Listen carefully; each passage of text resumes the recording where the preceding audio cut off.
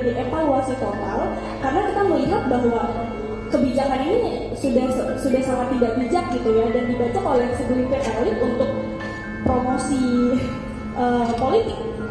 Ironis, anak-anak sekolah disuruh semangat belajar dengan janji makan bergizi, tapi lauknya malah disapu habis oleh birokrasi. Kasihan rakyat kecil, duit yang seharusnya jadi telur, daging, dan sayur bergizi malah nyangkut di meja pejabat. Kalau 58 triliun rupiah itu beneran dipakai sesuai janji, berapa juta perut bisa kenyang tiap hari? Tapi kenyataannya, yang kenyang justru birokrasi yang makin gemuk dengan alasan administrasi. Anggaran makan bergizi MBG yang digadang-gadang sebesar 71 triliun ternyata bermasalah. Menkeu Purbaya mengungkap hanya 13 triliun rupiah yang benar-benar terserap. Sisanya 58 triliun rupiah entah kemana. Katanya habis di birokrasi dan administrasi. Jangan-jangan anggaran ini lebih banyak dimakan kertas, rapat, dan tanda tangan pejabat daripada masuk ke perut rakyat. Jangan-jangan anggaran jumbo ini hanya jadi proyek bancakan terselubung. Rakyat cuma kebagian foto-foto kotak makan siang yang dipamerkan di media. Padahal isi kotaknya kadang nggak lebih mewah dari nasi uduk 5 ribuan. Kalau uang segede itu masih bisa hilang di jalan, wajar rakyat mulai hilang kepercayaan. Anggaran triliunan rupiah hanya jadi angka di atas kertas. Sementara perut rakyat tetap keroncongan. Sampai kapan rakyat harus jadi korban birokrasi yang rakus dan administrasi yang berliku?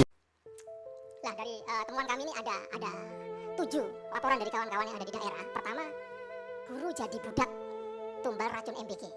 Jadi guru ini tidak dilibatkan sama sekali. Tiba-tiba kedatangan menu makanan yang banyak, lalu guru suruh ngitung tampannya ada berapa, rantangnya ada berapa, lalu suruh distribusikan. Nanti kalau ada yang hilang, suruh ganti gurunya itu, sekolahnya gitu. Dan guru juga nggak ada insentif apapun dari MBG atau dari BGN untuk menjadi budak MBG ini. Kemudian kalau ada keracunan di beberapa sekolah, itu taken MOU dengan SPPG, yang tanggung jawab adalah sekolah. Bahkan kemarin juga viral, ternyata di madrasah juga ada banyak kasus yang tanggung jawab tidak sekolah, tidak madrasah, tapi orang tuanya sendiri. Gitu. Jadi sebenarnya siapa yang tanggung jawab gitu.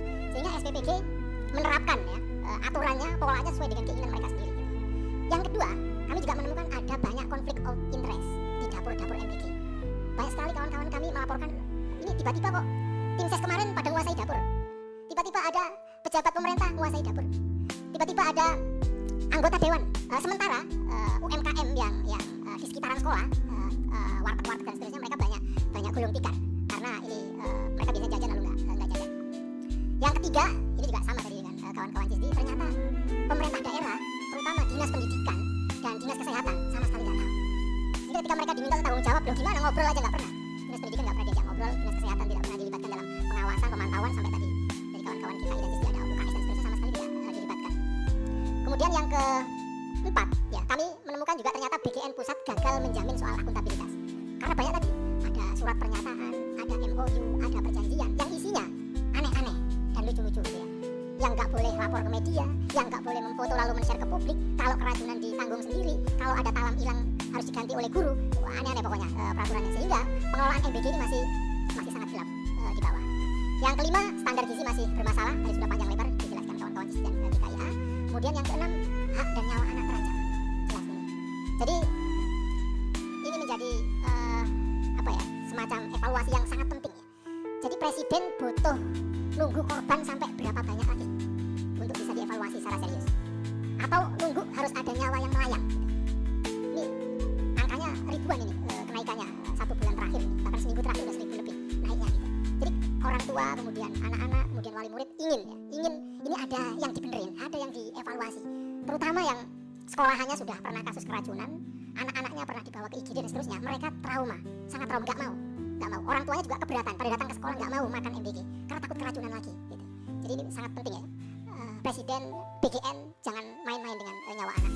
Dan yang terakhir, kami dari masyarakat sipil juga sama sekali tidak pernah dilibatkan dalam evaluasi, dalam monitoring, dalam perencanaan, dalam quality control dan seterusnya gitu. Sehingga kami dianggap outsider dalam sistem yang diinisiasi oleh BGN ini.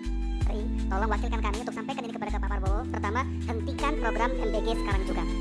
Ini bukan kesalahan teknis yang harus disampaikan, tapi kesalahan sistem di BGN. Karena kejadiannya menyebar di beberapa daerah. Satu itu, hentikan program MBG sekarang juga. Kedua, lakukan evaluasi total sistem tata kelola MBG yang dikendalikan oleh BGN. Karena BGN ini di bawah Pak Presiden, maka Pak Presiden ini bertanggung jawab untuk melakukan evaluasi secara total sistem dan tata kelola MBG di BGN itu. Wahai para pemangku kepentingan program yang katanya makan bergizi gratis, lihatlah anak-anak kalian. Mungkin salah satu dari korban adalah anak dari keluarga kalian. Mereka lemas, mual, dan tak berdaya. Ini bukan lagi soal sepiring nasi yang dibagikan gratis, tapi ini soal nyawa. Apakah Anda yang ada di lingkaran pemerintahan, mau bertanggung jawab seandainya nyawa anak-anak kalian ditukar hanya demi sepiring nasi gratis? Masya Allah.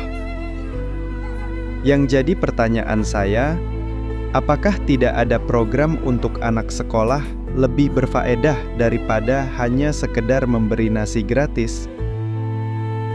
Anak-anak didik kita bukan kekurangan makan. Anak-anak kita perlu pendidikan yang bermutu dan berkualitas. Sekolahan yang nyaman dan aman. Bukan butuh hanya sepiring nasi yang ditukar nyawa. Lihatlah anak-anak kita yang keracunan. Apakah Anda yang ada di lingkaran pemerintahan tidak melihat betapa tersiksanya mereka? Alihkankan saja program yang tidak jelas ini ke sektor yang lebih bermanfaat untuk anak-anak didik kita. Karena saya yakin, di balik program makan siang bergizi, ada program makan gratis buat para pejabatnya.